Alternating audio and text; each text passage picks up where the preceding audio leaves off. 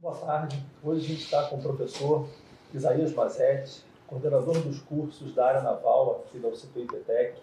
E a gente vai conversar um pouco sobre a parte de conteúdo do curso, como é que está o mercado. Professor, como você definiria a importância da construção naval para o Brasil? A construção naval é uma área de mão de obra intensiva.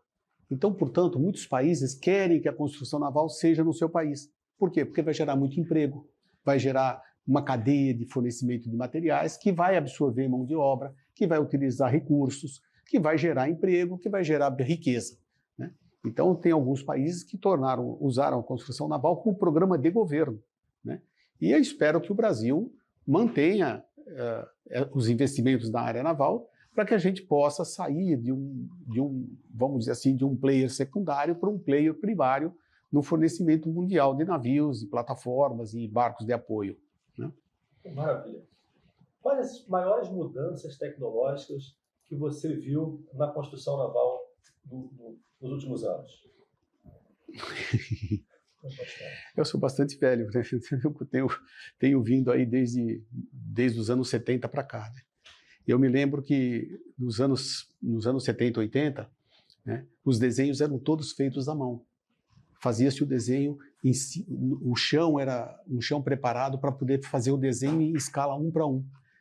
Depois melhorou, vindo alguns projetores para facilitar isso, mas ainda assim era um processo altamente manual e que podia surtir uma série de problemas, de versões. Se você gerasse novas versões, os papéis tinham que chegar, substituir folhas de desenho para que o pessoal da oficina conseguisse construir. Então, para mim, assim, do ponto de vista pessoal, a entrada da tecnologia da informação na construção naval foi essencial, não só para criar os modelos 3D que hoje existem, mas poder gerar documentação, controlar versões, impressão de versões, para que as coisas fiquem mais fáceis. Outro aspecto importante também é você dizer assim, o meu estaleiro está aprendendo com a prática, ele está evoluindo, a gente está produzindo cada vez mais eficientemente. Isso você só faz se você tiver, por exemplo, condições de incorporar a sua experiência operacional no projeto. E para fazer isso, você tem que ter um modelo. E esse modelo tem que estar integrado com o projeto, com todos os desenhos de construção, com o fornecimento dos materiais.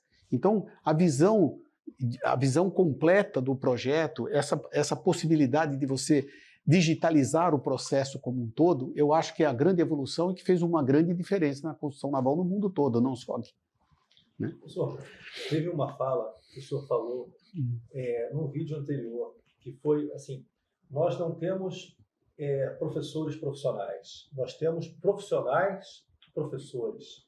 Então, eu gostaria que o senhor falasse um pouco do curso e desse conteúdo e da sua equipe que ministra aulas aqui na UCP IPTEC. Eu repito aqui de novo, né? Nós não temos professores profissionais, nós temos profissionais que estão sendo professores nesse momento. A gente preferiu a experiência prática à simples didática, né? Tem dado certo, os alunos têm gostado, né? A gente reparou, por exemplo, que um professor que traz um exemplo vivo, que viveu no chão da fábrica, nós temos professores que foram gerentes de fábrica, chefes de projeto, diretores de estaleiro. Temos um professor muito querido que foi diretor de um estaleiro muito grande e presidente desse estaleiro muito grande, ele dá uma aula inicial, né? Ele traz uma experiência viva, é uma experiência que o aluno é muito bobo se não aproveitar para conversar. Eu até falo para os alunos assim, converse com os professores, conversem entre vocês, né? Porque alguns dos professores que nós temos foram ex-alunos das primeiras turmas e que depois viraram diretores de estaleiro e que hoje têm a possibilidade de contratar gente. Então, conversem entre si. Usem os grupos para conversar sobre coisa técnica. Não é para ficar dando bom dia de manhã, boa tarde. Não, para conversar sobre coisa técnica, tirar dúvidas, perguntar sobre projetos, sobre oportunidades de trabalho. A interação que a gente propõe com os cursos online, ao vivo, é justamente essa, é você poder conversar sobre a profissão, é poder ampliar o seu horizonte, não ficar restrito a estudar uma apostila e fazer uma prova. A gente quer um pouco mais do que isso para os nossos alunos. E, por exemplo, para um gestor de um estaleiro?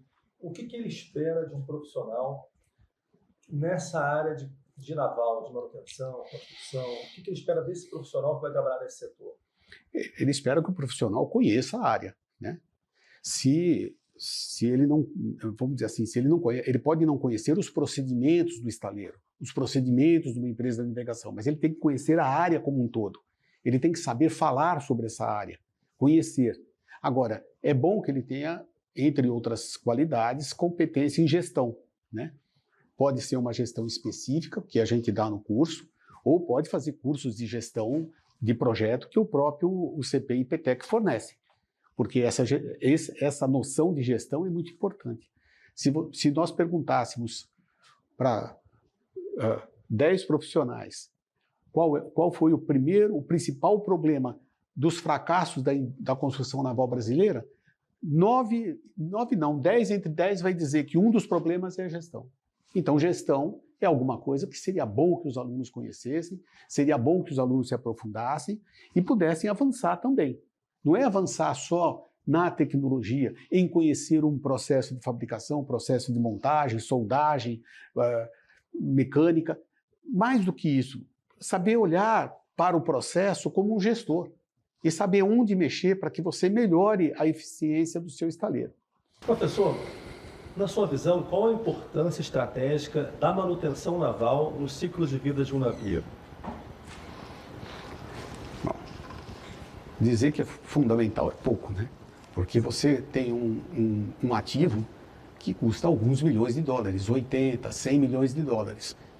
Como é que você quer que esse ativo opere pelo tempo previsto? 20 anos, 30 anos, você não quer que pare.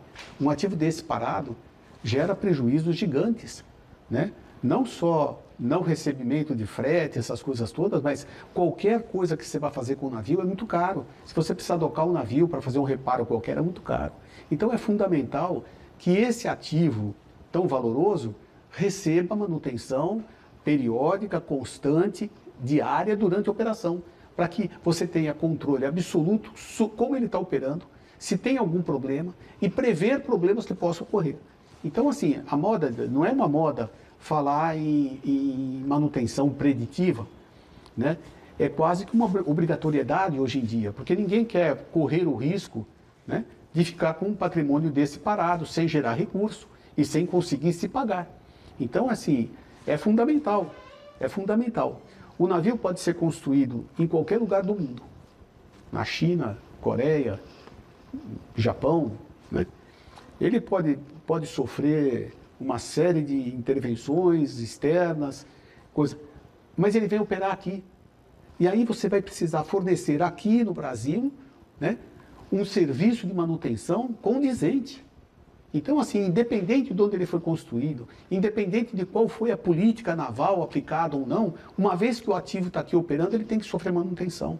E essa manutenção precisa ser feita com eficiência, competência e respeitando o cliente, né?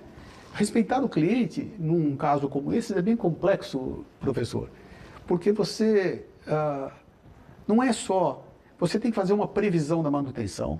Aquela previsão tem que ser o mais próxima possível do que você vai incluir na realidade e tem que atender aos prazos, porque um navio parado custa dinheiro, é dinheiro jogado fora. Então tem que entender os prazos.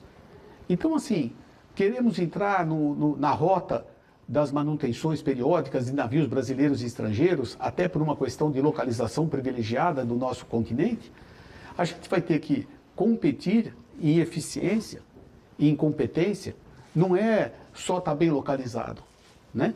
E para que isso ocorra, você tem que ter mão de obra qualificada. Sim. Uma mão de obra que seja capaz de aprender novos processos. E para isso ela tem que estar bem formada. Por exemplo, vamos trocar, eu já vi isso no estaleiro. O estaleiro resolveu trocar equipamentos de solda para equipamentos de solda mais sofisticados, que faz uma solda mais bem feita e com maior precisão. E estava lá o equipamento parado num canto porque ele não tinha gente para operar o equipamento. Isso significa o quê? Que não tem uma equipe técnica que consiga absorver novas tecnologias. Isso é nitidamente uma falta de formação.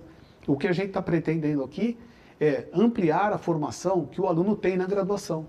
E com isso ele possa entrar para o mercado mais agressivamente, mais competitivamente.